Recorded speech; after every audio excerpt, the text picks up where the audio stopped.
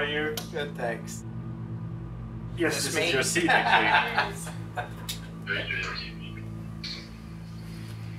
Come in. To begin, could you please state your name, your position, and what your job consists in? Okay, so my name is John Demers, D-E-M-E-R-S, and I'm the Assistant Attorney General for National Security at the U.S. Department of Justice. Look, China represents 80% of the economic espionage cases that we have charged here at the department since the beginning of the economic espionage statute back in the 1990s. So why is there still no smoking gun?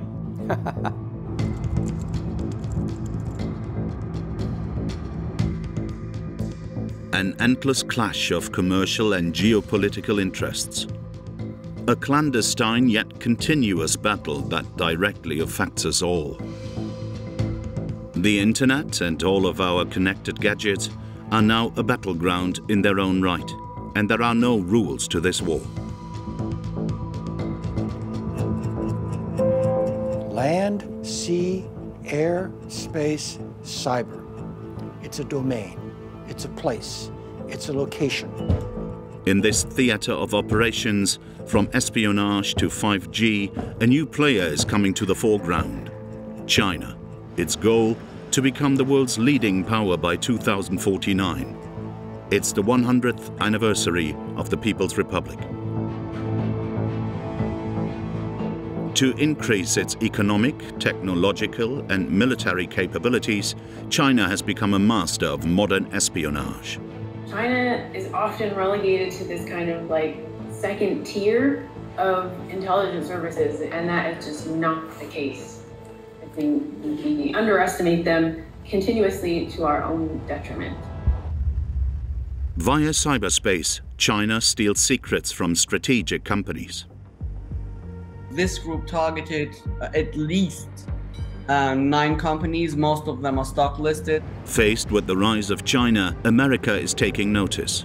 Since the end of the Cold War, the US has not shied away from global espionage, including on its allies. But it's no longer the only one.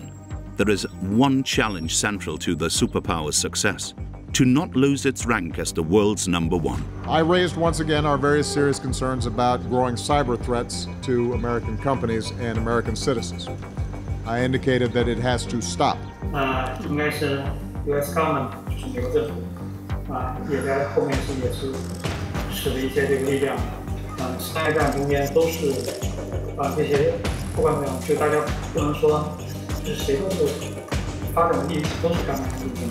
Behind the keyboard, the clash between the two giants appears to be a real war, however, one that's never officially been declared. China's goal, simply put, is to replace the U.S. as the world's leading superpower, and they're using illegal methods to get there. FBI 说的话你也能信？美国有关官员立即纠正错误，停止发表错误的涉华言论。 What is Europe's role on this battlefield? Between its historical American ally and its new Chinese economic partner, Europe is struggling to pick a side. Europe is kind of the meat and the sandwich, if you like, between the United States on one side and China on the other. How does Europe react when its diplomatic communications are hacked by China? You know, the particular attack that you have mentioned is only one of the very many attacks that have been going on, are going on, and probably will be going on. What are China's true digital espionage capabilities? Are they being exaggerated by the United States? Or is this new cyber power trying to reshuffle world order?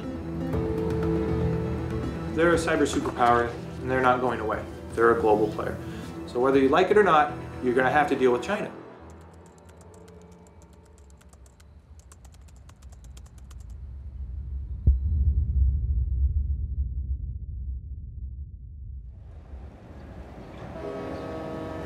China is now the country with the most internet users in the world. But at the turn of the millennium, only 4 million Chinese had access to the internet, less than 1% of the population. At that time, however, China was about to enter cyberspace and its conflicts with a bang. 2 international events, pitting them against the US, will provoke the first Chinese cyber attacks.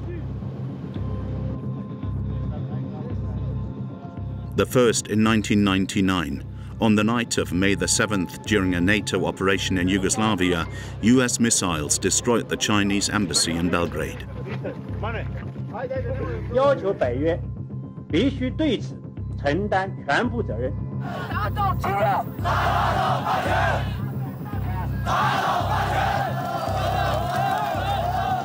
In 2001, a collision between 2 Chinese and American military aircrafts resulted in the death of a Chinese man.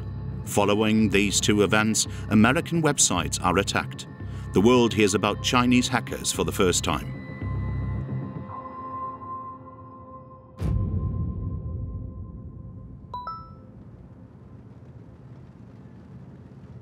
You worked for 14 years as an expert for the US National Security Agency? 13. 13? Okay. The NSA is the powerful US communications spy agency. Priscilla Moriucci headed the Asian Cyber Threat Analysis Office there. There certainly were a core group of people in the late 90s and early 2000s, who were kind of involved in what people would sort of call like the US-China hacker wars, right? They were interesting because it was one of the first times in which you had people on the side of one nation state who were sort of using the internet, right, as a tool, to kind of attack and for political retribution or motivations. The attacks were signed off by 2 groups, the China Eagle Union and the Honker Union of China. To find the websites of these 2 organizations, you have to go back 20 years.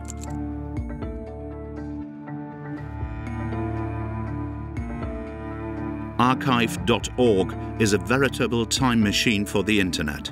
In a few seconds, we're back in 2001 on the homepage of the China Eagle Union. Shield of the nation and justice. My heart is pure and radiant. As well as the Honker Union of China website, the Hackers Union of China, Chinese Hacker Cybersecurity Alliance. I think it was sort of one of those transition periods in time, right, when Chinese perception of themselves and the role that they were playing and they occupied changed, and that reflected, right, also in kind of cyber operations and the rise of these kind of the Honker Union, right, and these kind of groups who realized that they had a tool, right, the internet, that they knew how to, affect, United States. And they employed it. Ces hackers des origines, ces pères fondateurs, sont très connus en Chine, sont quelque part très respectés. Candice Tran Dai is one of the few experts to have studied this first generation of Chinese hackers. Et en plus, il y a un côté star system en Chine, dans la culture du hack, qui est vraiment très spécifique. Le côté vraiment renommé. Beaucoup d'internautes les admirent pour leur technicité, pour leur audace. With a Chinese speaker who we kept anonymous, we go in search of these first Chinese hackers.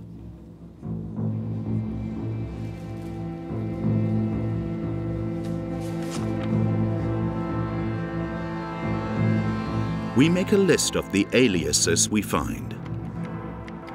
After several weeks of research, we have faces, backgrounds, real names, and even email addresses. Among them, the leaders of the groups in this first Sino-American hacker war.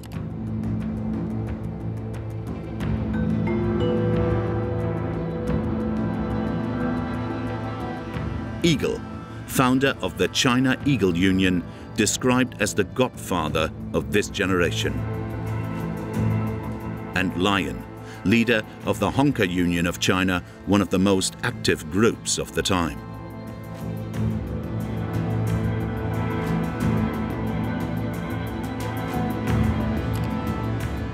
We contact all of these hackers via secure email.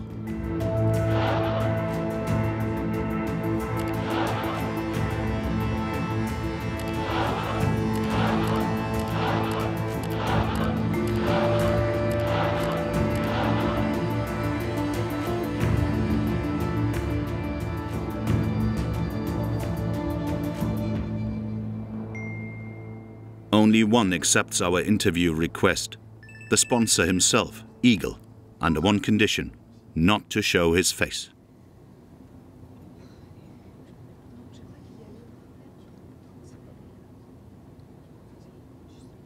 Why do you wear a mask and glasses? 其实只是因为考虑今天的 interview， 我想不用露脸，你们可以叫我 Eagle。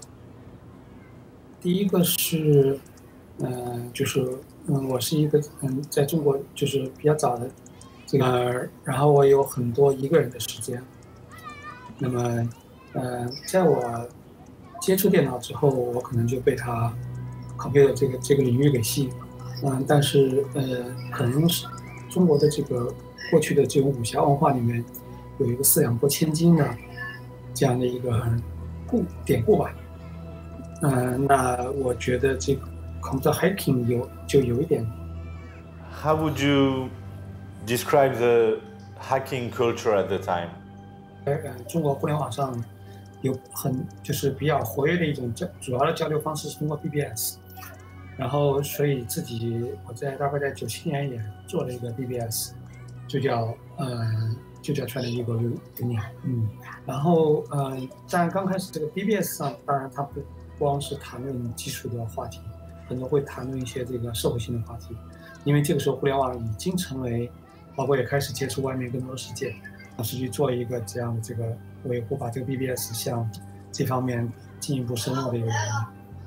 然后01年就是中美经济对撞这个事件，因为我们觉得这个事情是挺憋屈的，信息是由美国的黑客组织这个黑了这个中国的网站。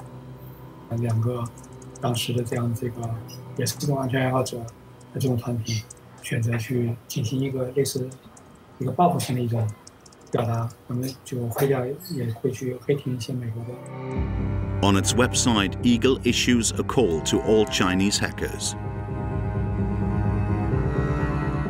Action plan against hegemony and for China's unity. Purpose: to issue a warning to all anti-China forces that are trying to divide the country. Method: all available computer means. He and his group, the China Eagle Union, are targeting a symbol of American power, the Navy. This is one of the US Navy sites in 2001. Eagle and his gang replace its content with their patriotic slogans. China's patriotic hackers will beat down all the hegemonism of the world. All the Chinese must be united and fight for the honor of our homeland. On a des hackers patriotes qui vont agir quand la Chine est critiquée. Et forcément, il y a un moment, ça va, entre guillemets, arranger le gouvernement chinois.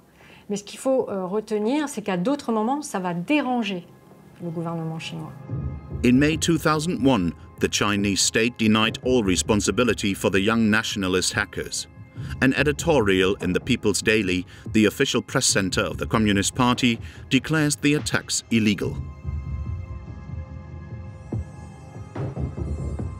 Attacks and sabotage of websites, whether from American or Chinese hackers, are unforgivable and illegal acts. It's no exaggeration to call it cyber terrorism. A call to order that doesn't surprise former British spy Nigel Inkster. What can you say about your former job? I worked in the British Secret Intelligence Service, retiring as Assistant Chief and Director of Operations and Intelligence. Firstly, the Chinese Communist Party doesn't like any organization that's not under its control, sees that as a challenge and as a threat. And secondly, as I said, in practice, some of these patriotic hacker groups was potentially detrimental to China's interests as the party saw them. So for both those reasons, they needed to bring them under control. In 2001, China changed not only their own history, but the history of the world. It joined the World Trade Organization and became a major player in international trade. It was a decisive step towards becoming a world power. Hackers like Eagle were sacrificed to ensure the new economic respectability of China.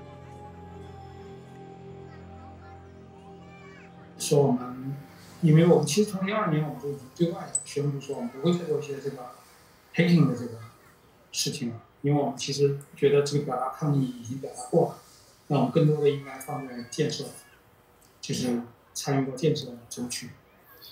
另外一个就是，你 BBS 特别的麻烦，后面这个管理起来，那就是因为这个，因为你要管理这个，你要对所有的发言要负责。 会有这个对，如果这个发帖里面有谣言或者什么，你要对这个是要去负责任的，所以这是一个管理方面一个压力。Eagle disbands his organization. Its members disperse. 也有一些这个加入了安全公司，那也有一些就是说，我们有些成员后来成为 cyber police。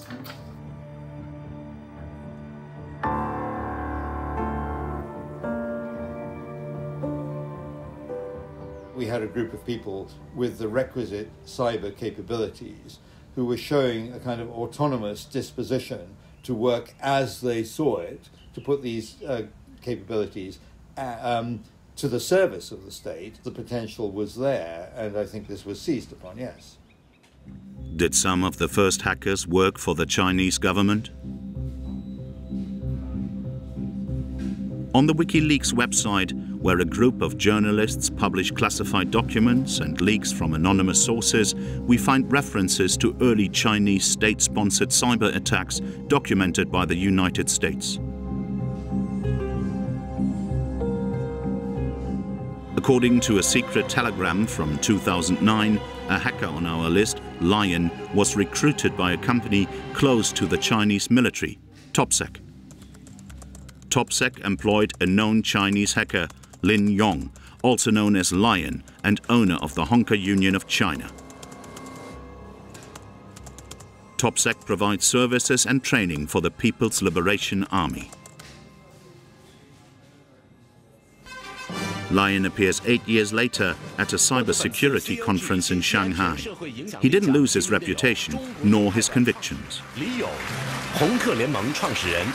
曾经一代行业，一定的程度上是那个时代的民族感情催生了红客联盟。是的，我们不做谁做？我们不喊谁喊？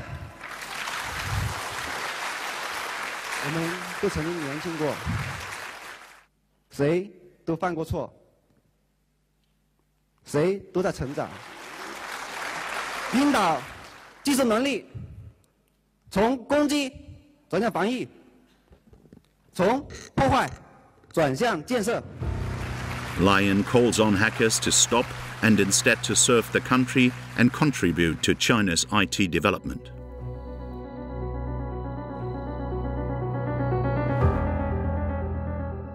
This new guideline became official 4 years later through the voice of China's new president, Xi Jinping.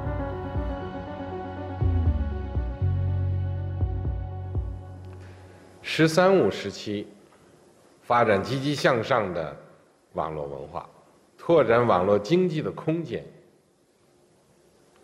促进网络、互联网和经济社会发展融合发展。”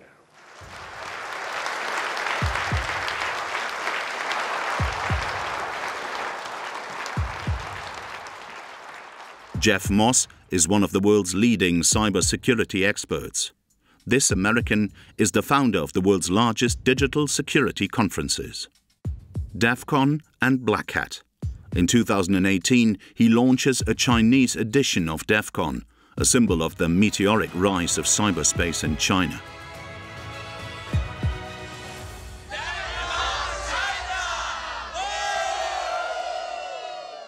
5-6 years ago, the president goes on TV and says that cybersecurity for China is critical to the future success of the country because the future is connected, the future is internet, and if you're going to be successful, you have to be able to protect it. And so security people are critical to the future of China's economy. Overnight, universities started offering information security. Companies were scrambling to find hackers and security people. So they went from obscurity, doing their passion, to being in demand. China's first hackers, who have fallen in line, are contributing to the country's incredible rise. China is becoming the world's second largest economy.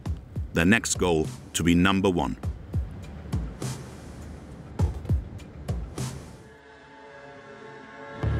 China is deploying its cyber force to surpass the United States. Its strategy? Steal industrial secrets from their biggest companies. At least, that's what American officials claim.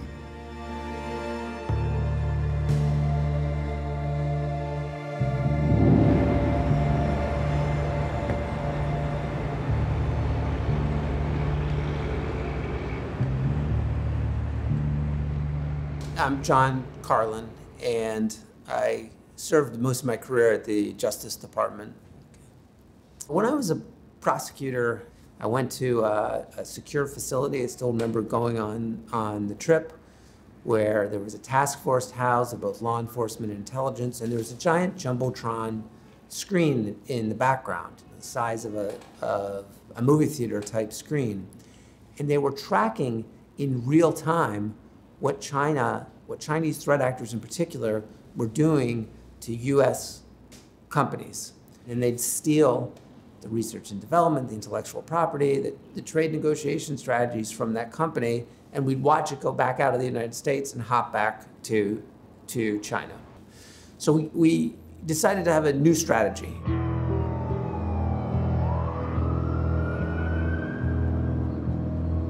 This new US strategy is offensive and public. It's announced at a Department of Justice press conference with strong backing. By Assistant Attorney General for the National Security Division, John Carlin, United States Attorney for the Western District of Pennsylvania. Today we are announcing an indictment against 5 officers of the Chinese People's Liberation Army for serious cybersecurity breaches against 6 American victim companies. We allege that members of Unit 61398 conspired to hack into computers of 6 U.S. victims to steal information that would provide an economic advantage to the victims' competitors. The US doesn't only single out the Chinese military unit as responsible for the hacks, it goes one step further.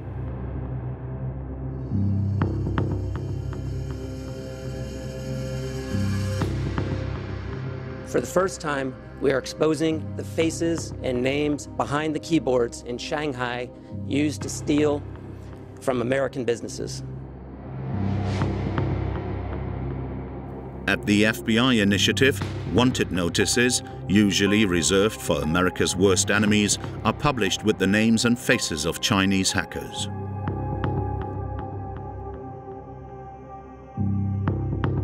Were you expecting the wanted posters?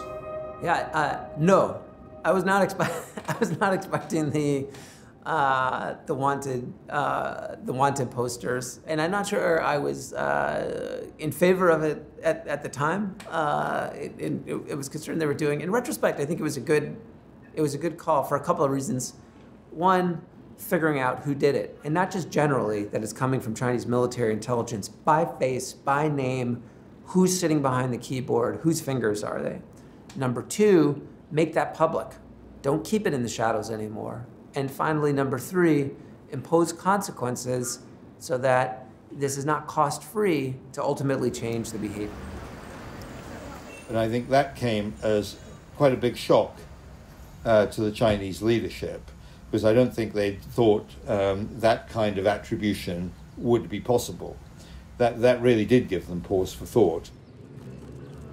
The Chinese state is forced to make concessions. In 2015, China and the US pledged to stop using their digital weapons to steal trade secrets.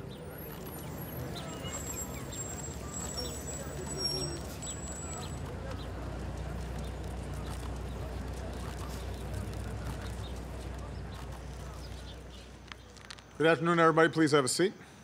中国坚决反对和打击包括网络、商业窃密在内的各种形式的黑客攻击活动。美方在这方面呢，如果有关切，我们都可以通过既有的渠道来表达。We've agreed that neither the U.S. or the Chinese government will conduct or knowingly support cyber-enabled theft of intellectual property, including trade secrets or other confidential business information for commercial advantage. I raised once again our very serious concerns about growing cyber threats to American companies and American citizens. I indicated that it has to stop. The United States government does not engage in cyber economic espionage for commercial gain. The United States, who called for this meeting, is in fact itself involved in spying scandals. For the past 2 years, whistleblower Edward Snowden's revelations on the widespread US surveillance of citizens, businesses and politicians have shamed the Obama administration. From a European perspective, it's very hard to see the difference between Chinese hack targeting big companies and US intelligence hack. On the National Security Agency, it is illegal, right, to use government resources for economic reasons, right? Even if it's to support the biggest American company or for whatever reason, that's illegal, right? And that line doesn't necessarily exist, within, for example, some European countries' intelligence services, right? And it certainly doesn't exist within the Chinese intelligence services. Did the attacks stop after this agreement? No. Ultimately, it was a point in time, right? And it was a great discussion point, but we had no means of enforcing the agreement itself. The agreement of the two leaders was not respected in reality. The attacks continued, and so did American accusations, always with media attention. Southern District of New York. Today, we announced charges against 2 Chinese hackers, Zhu Hua and Zhong Shulong. The defendants' hacking campaigns also targeted U.S. government agencies, including the laboratories of NASA, the United States Department of Energy, and the U.S. Navy. I'm here to announce the indictment of Chinese military hackers, specifically 4 members of the Chinese People's Liberation Army, for breaking into the computer systems of the credit reporting agency Equifax, and for stealing the sensitive personal information of nearly half of all American citizens.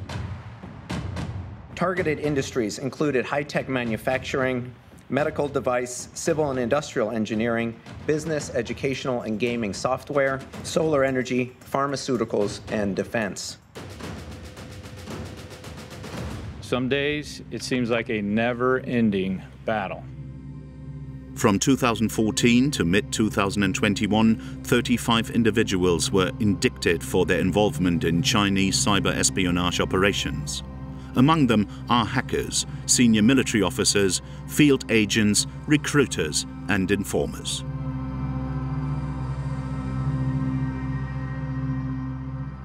Well, as long as these people remain in China, they're not within, they're not within reach.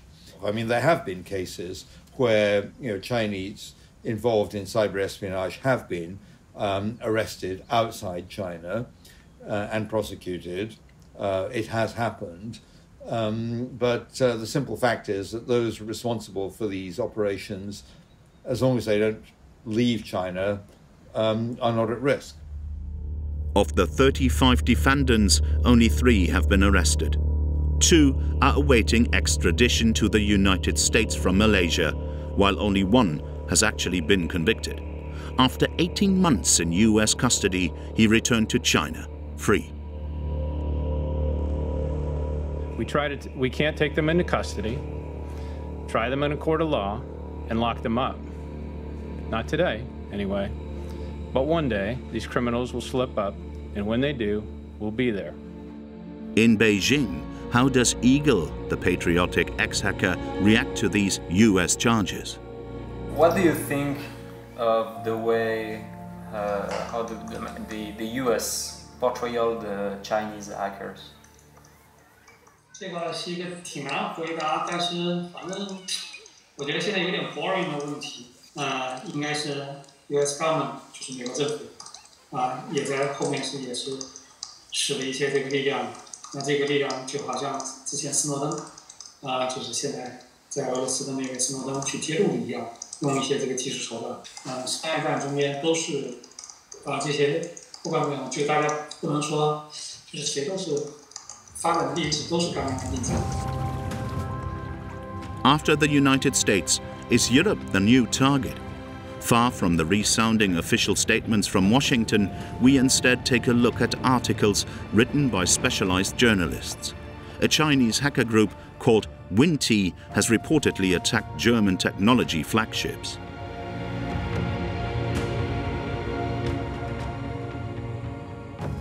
Reporter Hakan Tanriverdi has identified some of the victim companies. In Germany, this group targeted at least 9 companies. Most of them are stock listed, so we're talking about big names like Siemens, BASF, Bayer, which is a chemical company, Lanxess, also a chemical company. Then you have Henkel. You might know them by the products they're making, like beauty products or cleaning products. What they also make is they make industrial type glue. And that glue is being used if you say you make an airplane and you want to glue things together, then you don't use normal glue you can find in the store. You use industrialized products. And this is another specialty of theirs. 3 grams of adhesive. 1 hour.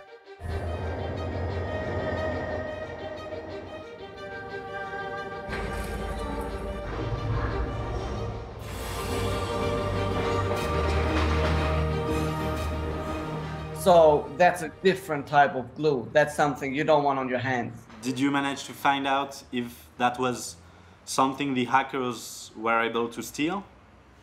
All of the companies we reached out to gave us a variation of the sentence. To the best of our knowledge, no sensitive information was taken, or not much sensitive information was taken. But I mean, why would they advertise, oh yeah, they stole all our important information? Has Europe resorted in denying the seriousness of the attacks as a defense strategy to avoid offending its Chinese economic partner?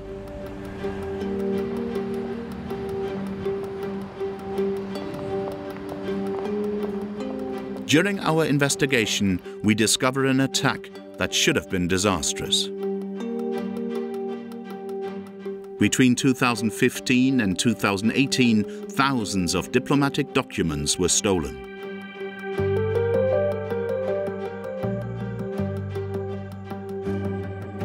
These documents, called cables, came from Coreu, the European Union's diplomatic messaging system. This IT tool connects EU member states to European institutions.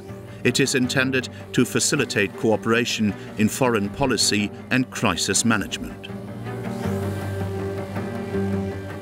Federica Bicchi, a professor of international relations, is one of the few who has studied how Coreu works. It is quite a niche topic, but it is actually quite an important topic. And there is a sort of an assumption that diplomats go to Brussels and talk in Brussels face to face. But this is obviously quite far from reality, where a vast majority of interactions actually happen via email or electronic means. And the Coreu system is a way that was introduced quite earlier on to exactly fulfill that function in a secure manner. By getting their hands on this large quantity of classified documents, hackers can follow the day-to-day development of European foreign policy. In one of the stolen cables, a European mission chief warns of Chinese ambitions in Africa.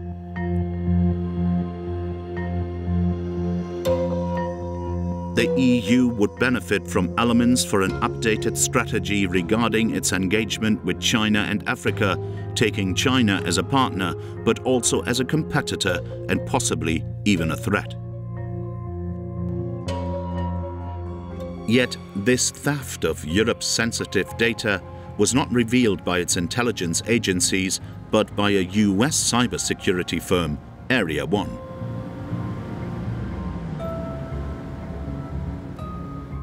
Its short report on the attack explains that the hackers didn't target the Koryu system itself. They broke into one of the network's points, the Cyprus Ministry of Foreign Affairs.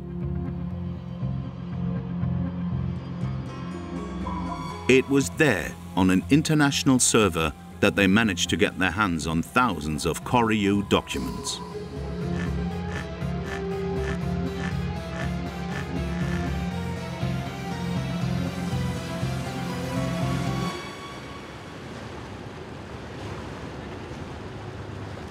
We meet Oren Falkowitz, the president of Area 1, who's based in Berlin, Germany.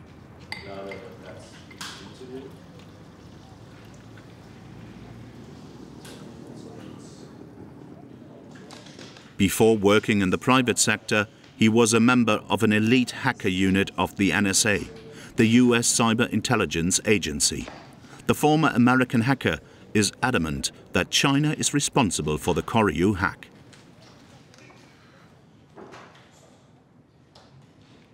How confident are you in this case, in your attribution to China? 100%. 100%. We employ a team of renowned experts. The report is signed by those people, and nobody has refuted our assertions. They're factual, and I don't think it's necessary to publish wasteful pages of paper around something that can be said in a sentence. Mm-hmm. And so what made you realize that the attackers had access to the Koryu cables? The cables themselves. Like, we saw the attackers stealing the cables and saw the cables themselves, and so it was pretty obvious at that point. How did you see that? Okay. In accordance with the traditions of espionage, this security specialist keeps his methods secret. And so, how did the hackers get access to the Koryu cables? Can you walk us through the attack a bit? Yeah, I mean, so like in every cyber attack, it starts with phishing. It's an attempt to get a user or a human, just like you and I, to take an action unwittingly. That can be receiving an email and you have a link, and that link tells you need to reset your Google or your Microsoft email password, but that's really a fake website, and now you've given the attacker your username and password. But the important thing to know is that 95% of all cybersecurity attacks begin with phishing. How sophisticated was this attack? Well, I don't think it was very sophisticated, but so not sophisticated. There's a version of cyber attacks that you read about in the newspapers. There's a version that you see in the movies, and then there's the reality about what's happening. Most of the activities that this Chinese attributed group is undertaking are generally unsophisticated, and they're kind of routine. But what's significant is what you can do kind of being unremarkable. At this point, only Oren Falkowitz and his company Area 1 attribute the hacking of European diplomacy to China. After several months of investigation, no one has confirmed or denied this attack and its Chinese origin. Should we believe Area 1, whose founders are former American agents? A contact whose identity we must conceal sends us information that turns our investigation on its head. A password used by the attackers. European diplomatic documents are stored in the computer systems of the Cyprus Ministry of Foreign Affairs. The hackers managed to break in, but to avoid detection, they didn't directly retrieve the diplomatic cables. They gathered them in a file protected by their own password. LoveZK1980.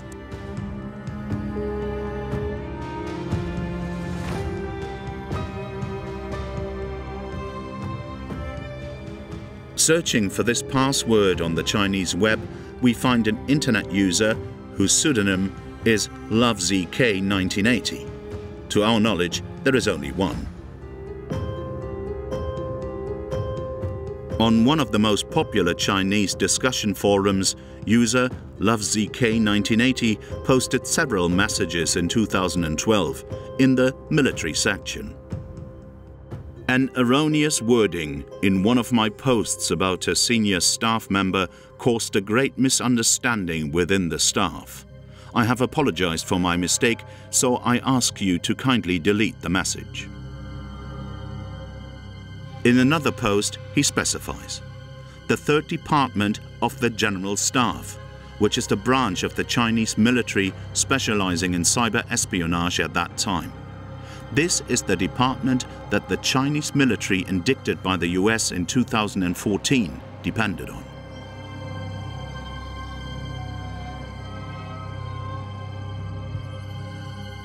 In a commercial register, we find LoveZK1980 again, but in a different form, an email address to contact a company in an IT group.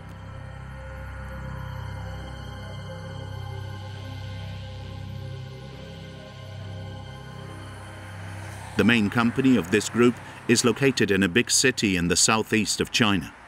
We make our way there.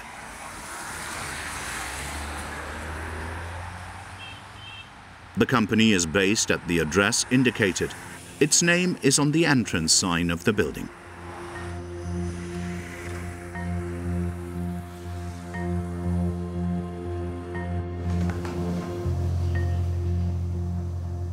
On this major Chinese job board, this company says it needs someone to translate documents written in European languages. Job description: research and analyze various documents related to reports. Required skill: good command of current events. Good command of current events, one of the skills needed to decipher choreo documents. While there is no indication that the company is hiring to translate stolen cables, it needs people it can trust. In another announcement, it says it gives priority to members of the Communist Party. Equipped with a discreet camera, a Chinese-speaking journalist from our team poses as a candidate.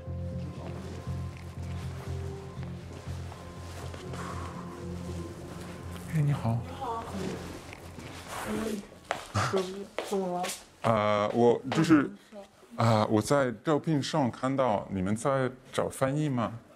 但我们找的是中国人。哦 ，OK， 好好好。我们找中国人。啊，明白明白。要找住在这边的人。啊，中国人。啊，明白明白。OK。哦，不是，招怎么样的翻译？对。您是哪国？法国的。哦，我们法国已经有法语已经有了。对对对，我们最近确实没有在招人。不好意思，不好意思。明白。OK。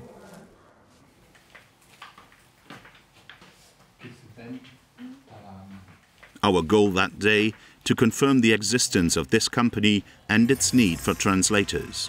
On the job board, the manager listed for this company has the initials ZK, suspiciously close to LoveZK1980.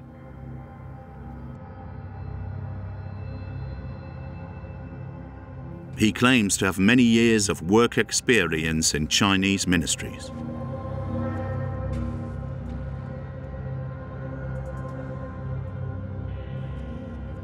A few days later, we try to reach him by phone.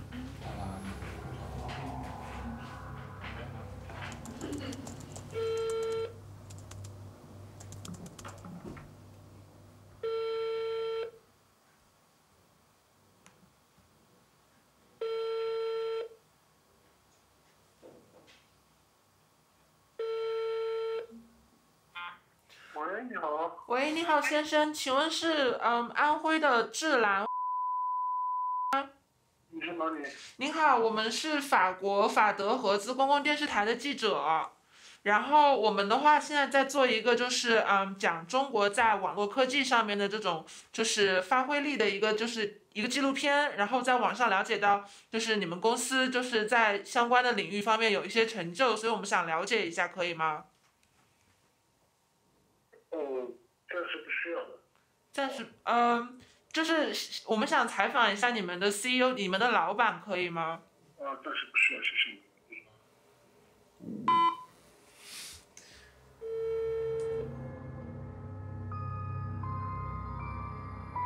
您好，您拨叫的用户暂时无人接听，请您稍后再拨。We try again by email. The company never respond to our repeated requests for an interview. Radio silence also from the Chinese ambassador to France, Lu Shai. If we review the facts, confidential European diplomatic documents have been stolen en masse. A US company claims it's a Chinese cyber attack. The hacker's password LoveZK1980, without establishing definitive proof, points to the boss of a Chinese computer company that's looking for European language translators.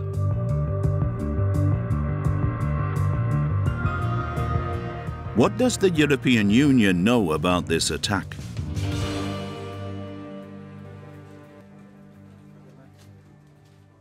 So, are you in charge of cyber-related issues for the European Union? I am the Managing Director for Common Security and Defense Policy of the European Union in the European Union External Action Service, which is basically a foreign service of the European Union, and this also includes cybersecurity. Great. We are following up a story published in 2018. It was the Koryu hack. Have you heard about it? Yes, of course, I have heard about it. You know, the particular attack that you have mentioned is only one of the very few attacks, very many attacks that have been going on, are going on, and probably will be going on. So on our side, we are constantly dealing with this challenge. But so there has been a hack, right? I cannot comment on those leaks that appeared in different media outlets. The diplomat half-heartedly acknowledges the hacking of Koryu, then changes the subject. Were there any diplomatic response from the European Union following this incident? We have in our machinery several possibilities, but I would like not to go into more details when it comes to this particular attack that you are referring to. As you very well know, we have not attributed any attack to anyone. And why not? Attribution is a competence of member states. And to have a joint attribution, so attribution at the EU level would be a very difficult and probably a lengthy process. To accuse a non-member country of cyber attacks, all 27 EU member states must agree. We think we have identified the perpetrators of this hack. We followed a trail of clues leading to a building in China. Did the European Union manage to identify the individual operators of this hack? Again, I'm really sorry, but I cannot enter into such details. Is the European Union too weak to speak out on these cyber attacks and to confront China? No, I mean, here I have to completely disagree with the notion that we are too weak to confront anyone. We are clearly concerned by the rise. The representative sticks to the official line. He reads almost word for word a sheet drafted by the European Union communication a few months earlier. China for us is in the same time cooperation partner, economic competitor, and also a systemic rival. We want to pursue a realistic, effective, and coherent engagement with China based on our values and our interests. Okay. Okay? Thank you very much. Thank you very much. Many thanks. Great pleasure. Strong diplomatic language is used. China is now a systemic rival, a competitor in all areas. But on the attack on its diplomatic communications, Europe continues to keep a low profile. They minimized the issue, despite the fact that it was clear where it was coming from, not going to come out and explain what they're doing, how they're doing it, etc., because it's already bad as it is in a way. Washington officials, meanwhile, are hoping for a more aggressive stance from Europe on Chinese cyber espionage. There's some belief if you close your eyes to it or appease to it, it's going to go away. And it's not. Waiting until they have more leverage and become more powerful before you have that discussion is a mistake. Now is the time to try to set the rules of the road.